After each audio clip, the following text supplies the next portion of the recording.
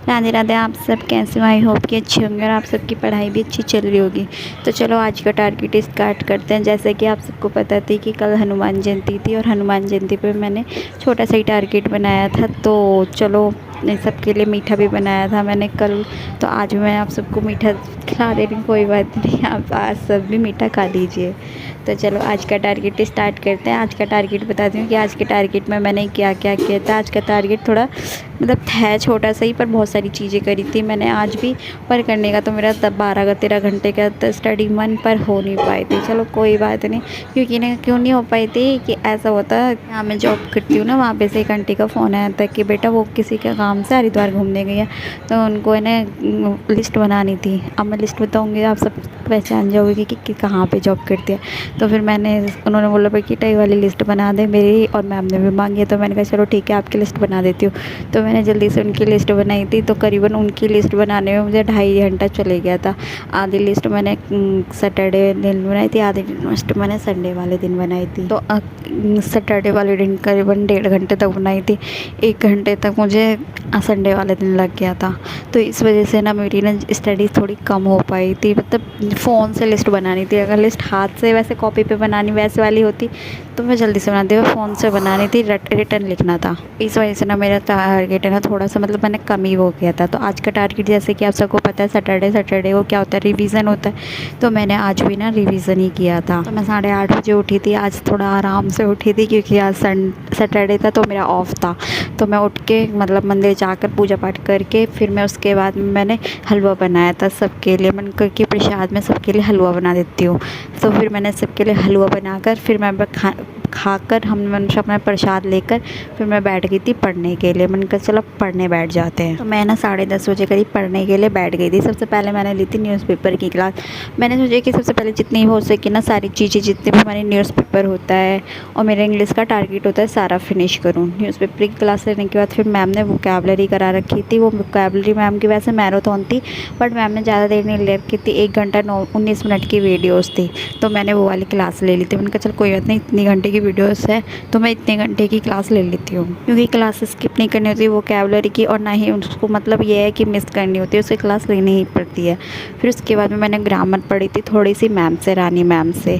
Grammar की class finish करने के बाद मैंने सोचा, तो फिर मैंने मैथ की क्लास ली थी। मैथ में मैंने ज्योमेट्री करी थी, 1-2 वीडियो और देखी थी। तो मैंने बताया क्या होता है, कल का टारगेट भूल जाती हूँ कि मैंने क्या क्या किया है, मुझे याद ही नहीं रहता है बहुत सारी चीज़ें। तो क्योंकि आज भी स्टडी करी, कल भी स्टडी करी, भूल जाती हूँ। तो मैं ना कल से रिटर्न लिखे करूँगी कि मैंने कौन कौन सी क्लासेस कैसे कैसे करी है, कौन कौन सी ली है और कौन सी नहीं ली।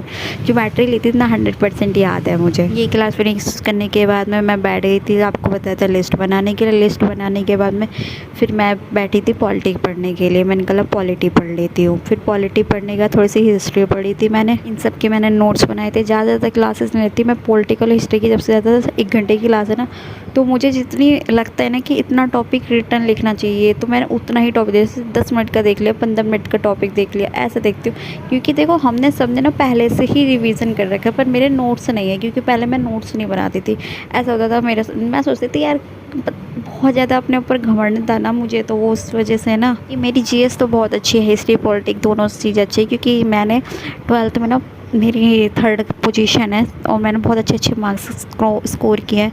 तो थोड़ा सा अपने ऊपर ये था कि हाँ 12th में तूने अच्छे मार्क्स किए हैं तो जल्दी से ईजिली जीएस तेरी कंप्लीट हो जाएगी। और जीएस की क्या रिवीजन करना होता है, याद करना होता है, मेरे साथ यही था। बट अब पहले मैं नोट्स नहीं बनाती थी और रिवीजन भी नहीं करती थी। मैं सोचती थी यार माइंड में है, कोई नहीं, रिवीजन छोड़, बात खाली वीडियोस देख, ऐसे ही हो जाएगा।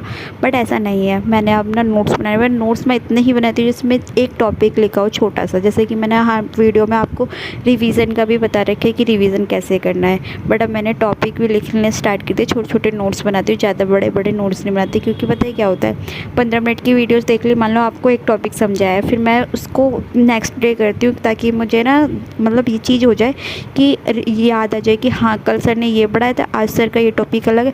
और फिर अगर आप एक साथ पूरा टॉपिक लिख लोगे ना एक कॉपी पे, तो फिर रिवीजन करने में भी बहुत हार्ड लगता है। मुझे तो हार्ड लगता है, आपकी पता नहीं है, बट आपको भी मैं यही सजेस्ट करूँगी, अगर आपको ऐसा ऐसा लगता है तो आप ना दोबारा से ना कोई रिवीजन भी नहीं करना पड़े, बस खाली 15 मिनट का वीडियो देखो, 10-20 मिनट का, खाली एक छोटा सा टॉपिक देखो।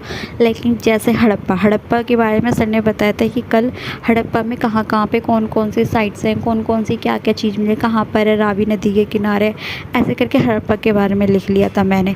अब मैं थोड़े से उसके बाद मैं नोट्स लिखे थे पॉलिटिकल का भी एक ही छोटा सा नोट्स लिखा था। जैसे कि सर ने बताया था कि यूएसए से हमने क्या क्या फ़ीचर्स लिए हुए हैं, तो वो लिख लिया। फिर उसके बाद में मैंने इंग्लिश के कुछ टॉपिक्स लिखे हुए थे। मेरी एक ही कॉपी है, 4-4 कॉपियाँ मैंने नहीं बना रही कि साली उसमें ही लिख रखा है। जैसे मैं 50 रुपये की कॉपी लेके आया मेरा भाई, तो मैंने उसमें ही छोटा सा रफ रजिस्टर है 50 रुपये वाला, मैंने उसी में अपने सारे नोट्स लिखे।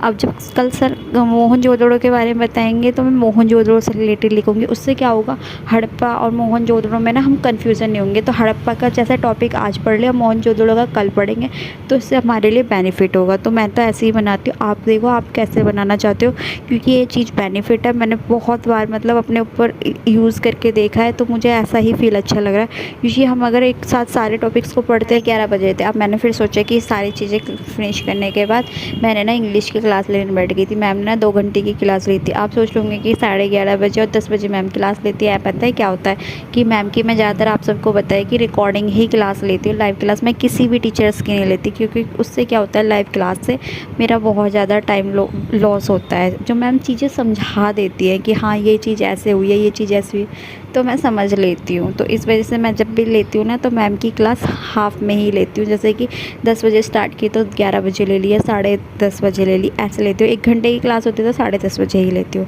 तो मैं 11:30 बजे फ्री हुई थी सारे नोट्स बना के, तो मैंने सोचा चल कोई बात नहीं, अब इसे बैठ के पढ़ लेते हैं। तो वाली क्लास लेने बैठ गई थी मैं। क्लास फिनिश करने के बाद मैंने सोचा कि अब क्या करना चाहिए, तो मैंने सोचा मूक दे देते हैं। मूक ना मेरे क्या आजकल मैं यही सोची कि छोटे छोटे मूक्स देने चाहिए, ज़्यादा बड़े बड़े मूक्स नहीं देने चाहिए। तो मैं कि जो सेक्शन वाइज मूक होते हैं ना, तो मैं वो वाले मूक लगाती हूँ, जैसे कि मैथ के और इंग्लिश के, जीएस के। तो जीएस के तो मैं लगाती नहीं, बस मैथ, इंग्लिश और रीजनिंग के ही अभी फ़िलहाल लगा रही हूँ, क्योंकि जीएस के मैंने अभी स्किप कर दिए थोड़े टाइम के लिए। मैंने स्किप इसलिए करें कि जीएस में मुझे कितना भी हार्ड कर लूँ, मैं 3-3 4-4 घंटे भी क्लासेस ले रही हूँ ना, मैं बहुत ज़्यादा पढ़ रही हूँ ना जीएस को, तब भी पता है क्या हो रहा है, मेरे 1 या 2 क्वेश्चन सही हो रहे हैं और ज़्यादातर मेरे क्वेश्चन सही नहीं हो रहे। तो मैंने फोकस किया कि मैथ और इंग्लिश, जीएस पे अपना मैथ, इंग्लिश और रीजनिंग पे फोकस करते हैं। जीएस पे अभी थोड़ा सा कम फोकस करूँगी, खाली रिवीजन करूँगी, और जितना हो सकेगा ना मूक जो है मैं बाद में लगाऊंगी आराम से बैठ के एक साथ। जैसे 2 मूक एक साथ लगा ली तब ऐसे लगाऊंगी, बट अभी फ़िलहाल मैं लगाना नहीं चाहती हूँ, क्योंकि जब मैं मूक लगाती हूँ जीएस में अगर मैं मार्क्स कमाते तो बहुत ज़्यादा ना हेडेक होता है कि यार मतलब इतनी मेहनत करो और फिर भी नहीं आए, तो इससे बड़े तो तुम मेहनत ही मत करो। मैंने सब यही सोच लिया कि इससे बड़े तो तुमने जो भी, और मेरे भी ना चैप्टर वाइज अभी कंप्लीट भी नहीं, तो इस वजह से मैंने सोच लिया कि जितना भी हो सकेगा ना मैं पहले चैप्टर फिनिश कर लेती हूँ, उसके बाद में मूक लगाऊंगी। तो अभी मेरा 50% तक चैप्टर फिनिश हो जाएगा, उसके बाद ही मैं मूक लगाऊंगी। अभी फ़िलहाल मैं नहीं लगा रही हूँ। सबसे पहले मैंने डेली की तरह सोचे थे इंग्लिश का मूक लगाने के लिए, तो इंग्लिश में मेरे 24 मार्क्स आए थे। इतने अच्छे नहीं है बट 24 मार्क्स थे। यहाँ चीज़ मुझे ये पता लगती है कि कहाँ कहाँ पे मेरी गलतियाँ हो रही हैं, तो मैं इनको ना, ताकि अभी तो ये छोटा सा मूक है, अभी तो एग्ज़ाम में बैठेंगे ना तब की बात अलग है। अभी एग्ज़ाम अभी यहीं पे अपना ना जितना भी हो सकेगा ना अपनी चीज़ों को प्रूव कर लो। तो मैं यही सोचती हूँ कि मैं हेडेक कम लेती हूँ। पहले मैं ये सोचती हूँ कि अपनी चीज़ों को जितना सा हो सके उतनी चीज़ों को मैं जल्दी से जल्दी कंप्लीट कर सकूँ। फिर दिया था मैंने मैथ का मूक। मैथ में ना मेरे 7 मार्क्स आए थे, कल तो 7.5 थे, आज 7 थे। तो मैंने सोचा था कल तो वो 2 क्वेश्चन गलत है, आज 1 क्वेश्चन गलत है, पर कोई बात नहीं। मैंने इन सब चीज़ का ना एनालिसिस भी किया था फिर बैठ के। फिर मैंने एक रीजनिंग का मूक दिया था, रीजनिंग में मेरे 28 मार्क्स थे।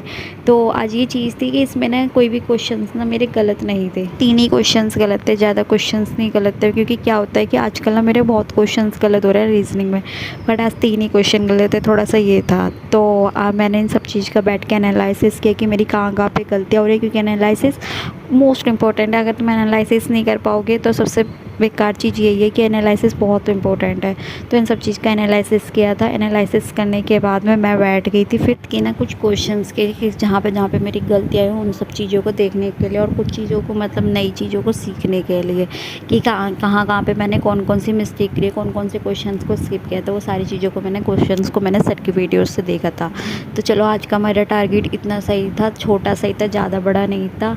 तो मिलते हैं सब किसी नेक्स्ट वीडियो में। जब तक के लिए सब अपनी पढ़ाई को ऐसे ही करते रहना और अपने सीजीएल की तैयारी करते रहना। आप सबको पता है कि सीजीएल का जल्दी से जल्दी एग्ज़ाम फॉर्म आने वाला है और एग्ज़ाम फॉर्म आते ही आपके हाथ में ना कब दे देंगे कि आपको इस दिन का एग्ज़ाम देना है, पता भी नहीं चलेगा और आपका टाइम भी नहीं होगा। तो जितना हो सकेगा अभी टाइम है तो आप सब पढ़ाई कर लीजिए और मैं तो कर ही रही हूँ, जितना हो पा रहा है, और आप सब भी पढ़ाई कर लीजिए। तो सभी को मेरा फिर से राधे राधे।